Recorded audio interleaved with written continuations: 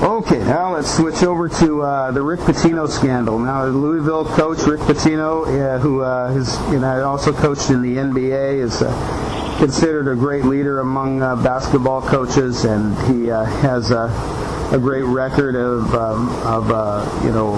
wins, losses, and he also has books out on leadership, and very well respected. Apparently got himself into some kind of affair about 6 years ago. I would call it an affair. He did a girl twice. Well, it was only twice. Okay. And he's admitted to that. Basically, it was a little romp in a restaurant, and the gist of it is she's claimed 6 years later that it's a rape, and he has come out and spoken to the police to deny the charges that it was a rape, and so far the police are not $1 million, and after getting in trouble for federal charges for extortion, only then 6 years later has she filed a rape report, which I don't think exonerates her whatsoever for the attempt to extort. Now, okay, the extortion part. Now, I've only been able to read kind of the front end of the facts as gathered. But has that been established that she? Is it just Pitino that's claiming she is trying to extort the $10 million, or is there someone else that's also corroborated that? No, it's just Pitino. Okay. So he's claiming that she's trying to extort from him. He's admitted to giving her $3,000 for an abortion. Apparently, she told him she was pregnant, which is not illegal. Right. She was 49 years old at the time, so he must have thought, well, it's not very likely, but he probably wanted to just shut her up and get her to go away.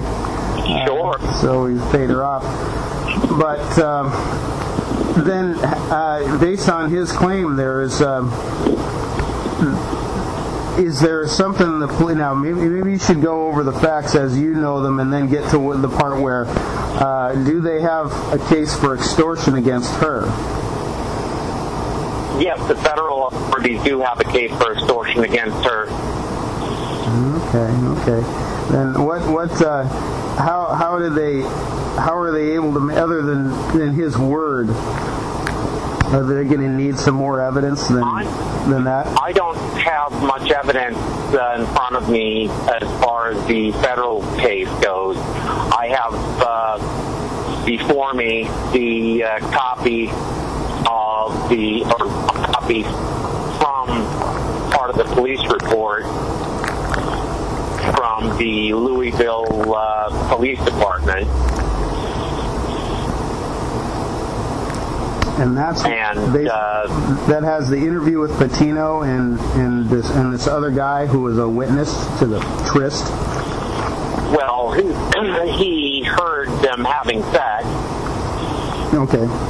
And it didn't sound as though anybody was being pressured.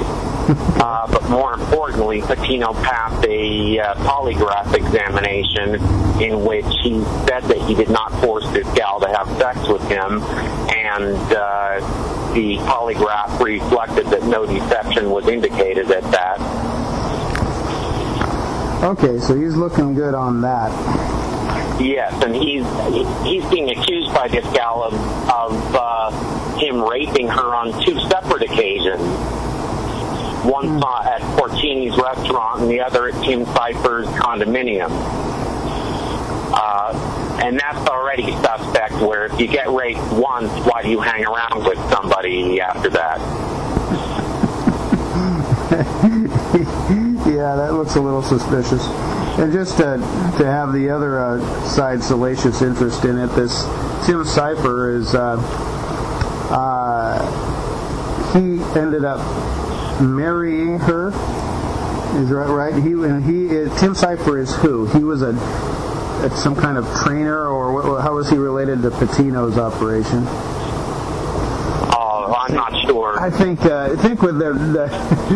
with she ended up marrying Cypher, and so that gets a little strange in and of itself. So I think obviously the woman is crazy and got herself mixed up with these people, and is just ultimately trying to extort everyone around her in one way or another. It doesn't add up. None of it does.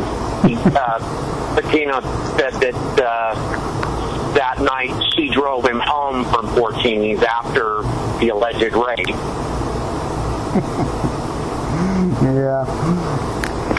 Well, the extortion, it seemed like they would probably have to get some more evidence other than Pitino's word that the extortion took place. If you had some kind of... I'm not sure if they have more evidence than just Pitino's word, but they've got enough that they're considering charges. Yeah, okay. So it looks like he's going to get off, and it looks like she may end up getting off too if they find any more evidence. The fact that it's all gone public was something that she obviously would have used against him. That's the main part of the bribery, is that he's, in good name, a married man with kids and. Five kids, yes. With his reputation, as a great, a great leader in the sport, and she's threatened to go public with it. She obviously did. Obviously, yeah, he'll walk on that. Yeah, it's my opinion that he will walk. Yeah, I've been reading the commentaries on it, and there's a lot of people calling for his resignation, and not surprisingly, the pro-life groups are saying that he ought to be fired just for paying for an abortion. Which, that's just ridiculous. Yeah. And there are, no matter what you do, if you get in the least little bit of public trouble, there's always going to be people asking for your resignation. It's always the case. So, just because there are people calling for your resignation doesn't mean you should give it. I don't think he should give his resignation. It's got nothing to do with his ability to coach. Yeah, now if he was like coach at Notre Dame or someplace that has a more or less a religious school where they try to uphold, where they essentially any place you work at is at will employment, and they can let you go for any reason that they think is bad for the institution. So yeah, that's a good point. He could be fired for it, because he could be fired for any reason, that the board would decide to fire him. But it's not Notre Dame. This is U of L. Yeah. So he's probably not going to be fired, and if he was, he'd be a great pickup for anybody, to be able to. We would love to have him as a coach. The reason I like to do these stories is because moralism comes in so many ways. Maybe as a destructive thing. So the thing is, if you have a tryst and you're getting extorted by somebody, I think the first thing you got to do, if you're a public figure, is come clean first with your wife, if you're married, and then start there, just with honesty, because the sneaking around and knowing you did something wrong and trying to hide it, is always going to get you in trouble one way or another, because it's a blight on your character. It seems like if you come clean as early as possible, even before it goes public, and you could even admit it. Right after it happened or something. Of course, men are not going to typically do that. You think that's the best way to go? It's from a libertarian standpoint, we try not to do moral judgments